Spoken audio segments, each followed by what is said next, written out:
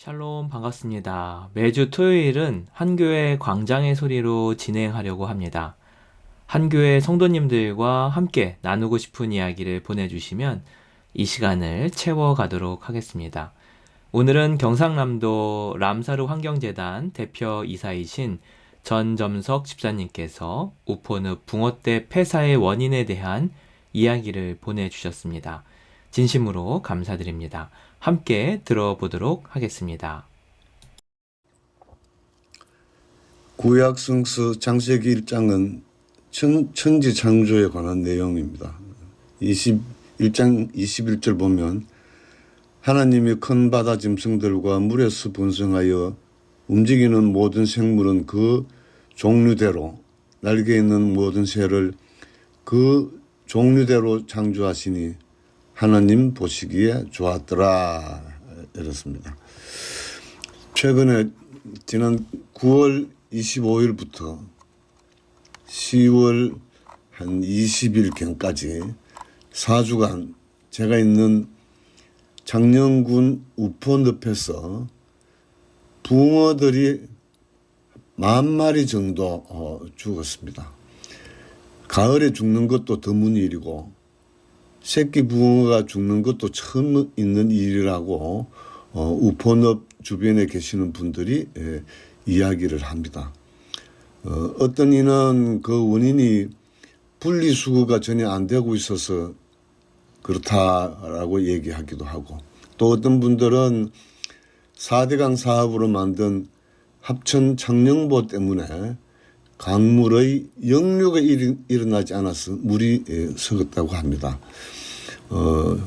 요 며칠 사이에 우포늪 주변에 계시는 환경감시원, 생태해설사, 어부들과 대화를 나누어 보았는데, 이분들이 모두가 하시는 말씀이 늪의 바닥에 수생식물이 차곡차곡 쌓여서 물이 썩었다. 그래서 평소에도 기포가 올라오는 곳이 여러 군데다.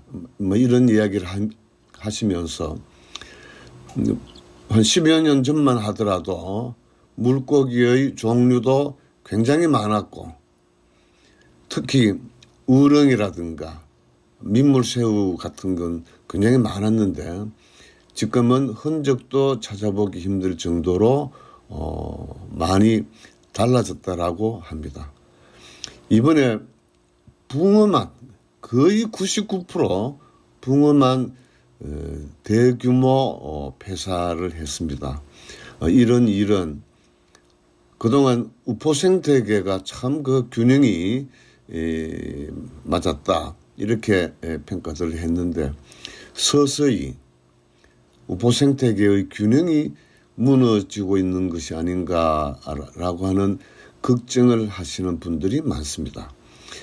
이 정도로 큰 사고가 나기 전에는 자연이 미리 이미 몇 달 전부터 우리에게 예고를 했다고 생각합니다. 예를 들어서 몇 년 전까지 그렇게 왕성했던 가시연꽃이, 이게 가시연꽃은 멸종위기 생물입니다. 그런데 최근에는 가시연꽃을 볼 수 있는 곳이 우포늪 주변에 불과 몇 군데뿐이고, 몰골도 무척 수척해서 보는 사람들이 참 불쌍하다라는 생각을 할 정도입니다.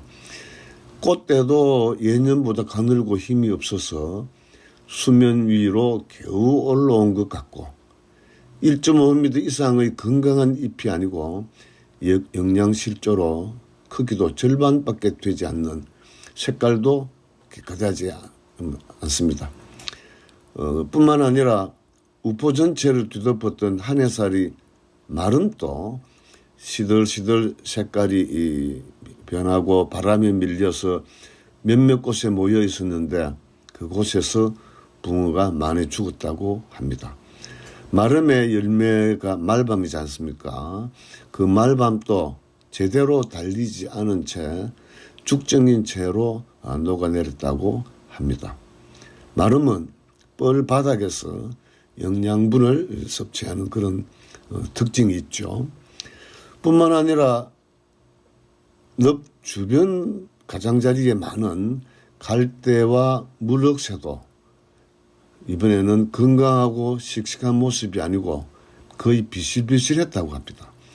특히 목포는 이제 물풀이 거의 보이지 않는 조용한 호수가 되어버렸습니다. 물풀이 왕성해야 물고기들의 먹이 활동과 산란 장소가 되지 않습니까? 결국 우리들이 무관심한 채로 있는 동안에 물고기들이 먹을 것도 없고 알을 낳을 장소도 없어져서 얼마 안 있으면 더 이상 물고기가 안심하고 살만한 환경이 없어지는 것이 아닌가 그런 걱정을 합니다.